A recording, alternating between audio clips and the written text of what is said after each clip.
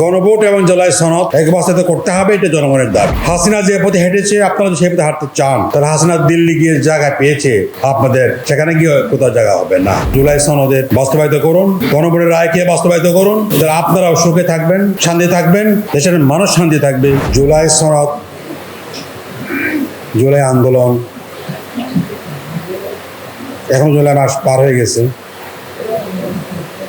August 5 পার হয়ে গেছে, 2 বছর পার করেছি। আমরা আশা করেছিলাম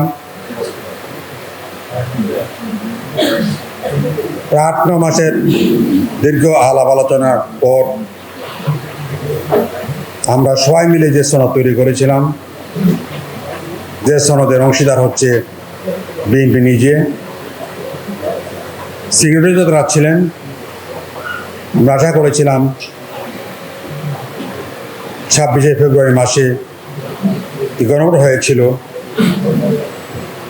গণভোটের রায় প্রায় 70% লোক জনগণের তার পক্ষে রায় দিয়েছে। একই দিন 60-62% লোক সব নির্বাচনে ভোট দিয়েছে।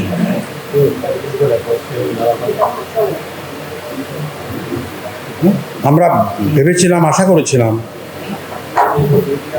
এই ভোটে বিএনপি জয়লাভ করেছে। আমাদের সবার আশা ছিল, জনগণের আশা ছিল বিএনপি জয়লাভ করার পর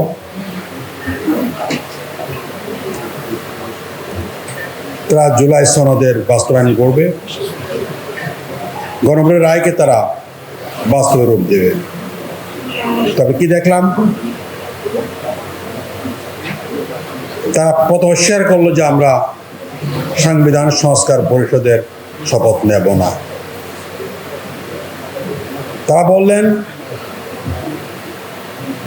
এই গণভোট হচ্ছে প্রতারণা গণভোট।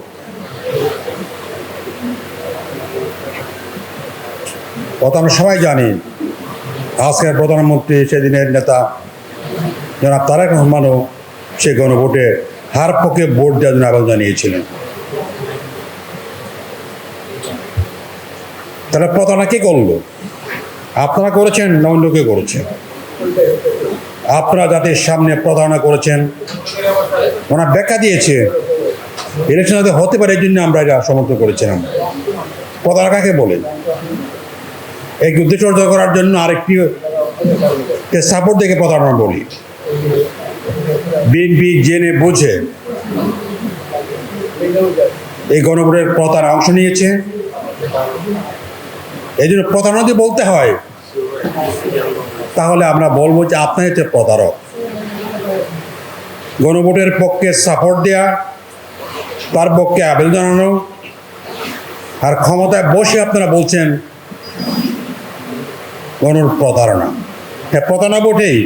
এই প্রতারণা হচ্ছে আপনারা করেছেন, জাতির সামনে আপনারা প্রতারক বলে স্বীকৃতি পেয়েছেন। তাই আমাদের কথা স্পষ্ট, গণভোট এবং জুলাই সনদ এক বাস্তবায়িত করতে হবে, এটা জনগণের দাবি। বেশিরভাগ মানুষ চায় এটা বাস্তবায়িত হোক, শুধু চান না আপনারা, আর চায় না ফেসিবাদের দোসররা। ফেসিবাদ পক্ষে লোকেরা চায় না, আর ফেসিবাদের নব্য ফেসিবাদ দিয়ে যারা হাঁটছেন তারা এটা চায় না। আমরা মনে করি এই ভূমিকার মাধ্যমে আপনারা লাভবান হবেন না।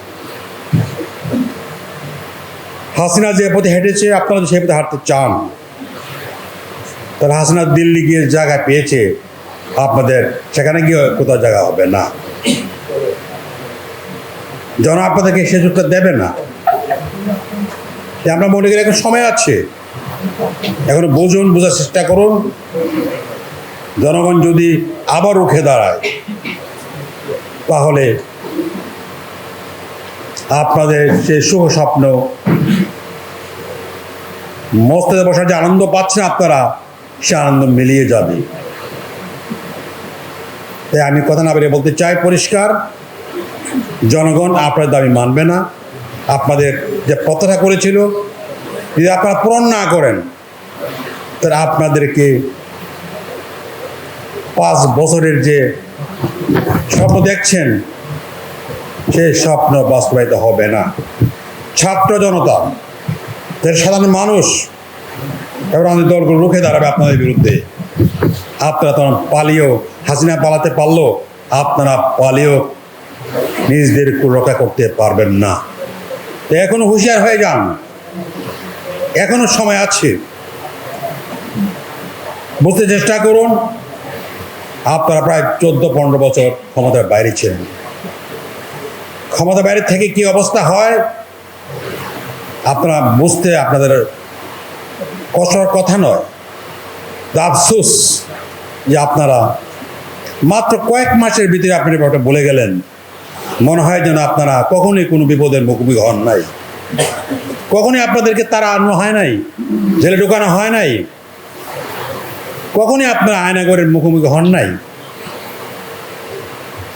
মানুষ যখন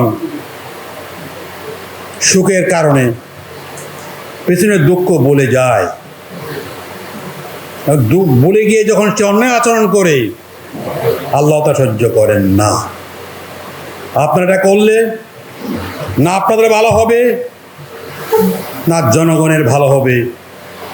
যদি আপনারা জনগণের কল্যাণ চান, দেশকে বাড়াতে চান, আমি মনে করি যেন আপনারা অনেক ভালো কথা বলেন, মুখে মুখে বলেন, কিন্তু তার দলের উপরে তার কোনো নিয়ন্ত্রণ নাই। দলের মাস্তানদেরকে তিনি করতে পারছেন না। যদি এখন পর্যন্ত আমরা এটি বলি, তিনি করতে পারছেন না। আর কয়দিন বলে এটা আমরা বলবো না। তাই আসুন, আপনারা এখন জুলাই সনদের বাস্তবায়িত করুন, গণভোটের রায়কে বাস্তবায়িত করুন। আপনারাও সুখে থাকবেন, শান্তি থাকবেন, দেশের মানুষ শান্তি থাকবে।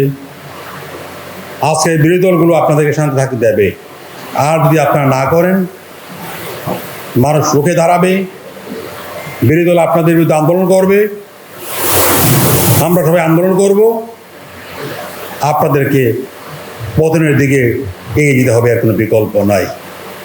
আপনাদের সবাই ধন্যবাদ। আসসালামু আলাইকুম রহমতুল্লাহ।